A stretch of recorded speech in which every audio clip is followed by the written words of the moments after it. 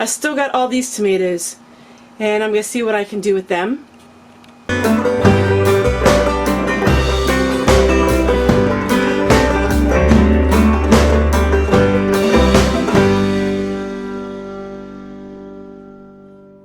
I bet you're wondering, what in the world, Tessie, are you doing? This is a new way that I make pizza sauce. It's using the whole tomato, the skins, and everything. It's so simple and so easy. I've been doing this now for a couple years. I'm going to share with you how we can go from tomatoes like this to beautiful pizza sauce in just about a half of a day.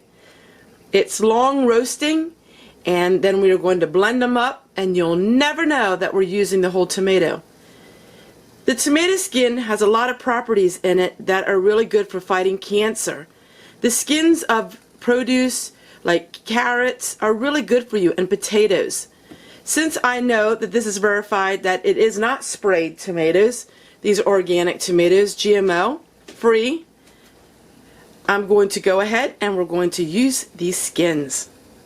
I was able to get this tomato paste for $3 back in the winter time, and I had just the idea of how to use it. So I'm going to go ahead, and this is a number 10 can. So we're going to use half of the can in this batch.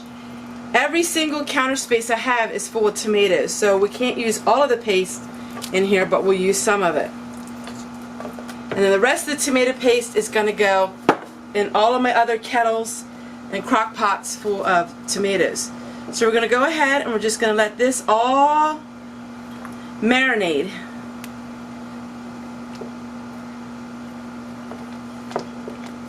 Now I'm going to go ahead and I'm going to use some spices. I'm going to use up a bunch of stuff that I have. I had just a little bit of sugar left in this jar, so we're going to put that in. My homemade seasonings, we're going to put that in, which I have lots of videos on.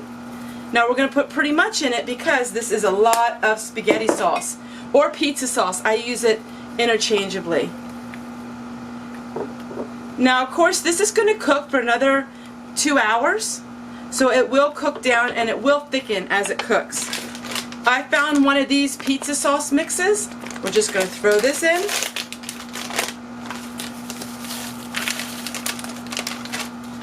Because I don't know the acidity of these tomatoes, I will be pressure canning these tomatoes.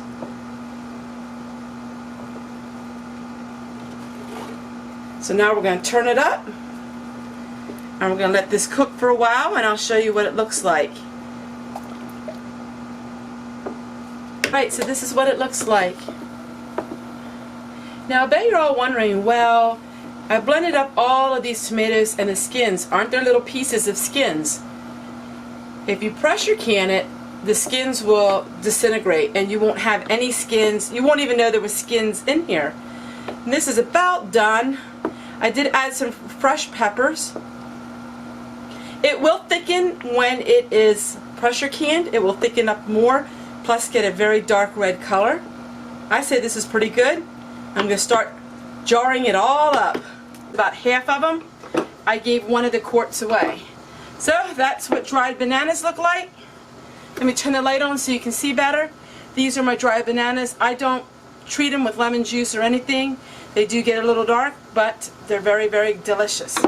This will last me a couple years in a container like this. I did put some oxygen absorbers in it just to give it extra safety and absorbing any moisture. This would last me much longer than what I need it to, because we will have these already consumed before they would ever get stale. I have 2 canners running, and as soon as these canners are finished, I'm going to sit them on a hot pad so they can totally cool. And so I don't waste any time, I have these 2 canners ready to go. I'm using all 4 canners of mine today, plus my water bath canner is out in the canning garage, and that is processing all of my relish. Tomatoes are done, my relish is done, and I can say that food harvest is finally done. But guess what? Tomorrow it starts all over again because I have my garden that I got to work on. Well, it's the very next morning and the aftermath of all of that canning from the food bank. So that is produce I picked in the garden last night, and all of those jars of pizza sauce. Woohoo! We're finally finished. Oh, I thought it would never end. But I am so excited to be able to wash these jars, pack them up, and put them away. So today is cleaning day, and that is Friday. So I'm going to get cleaning today, just getting red up, what my mama would say. In other words, put everything back in its place and get my house back in order. It's been a chaotic week with food everywhere, but it's such a blessing. So come along, follow me through the day, and let's get this stuff done. Well, everybody, I think my pantry is complete. So I am not going to buy any more food to put in the pantry, even if it's really cheap. I am going to use the food that was going to be thrown away, and I'm going to continue to use that to stock up my pantry. But this room is completely full, and it's all things I can use and all things I can help other people with. So I think we're good. Sometimes you just have to say enough is enough.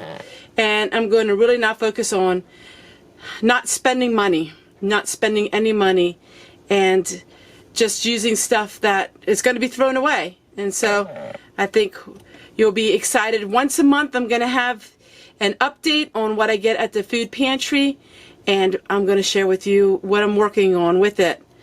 But I still have my garden to do, and that's a lot of work. And I'm going to continue to garden, and I continue to put dates on things and rotate things. This room is a lot bigger than it appears. And of course over here is a cupboard too.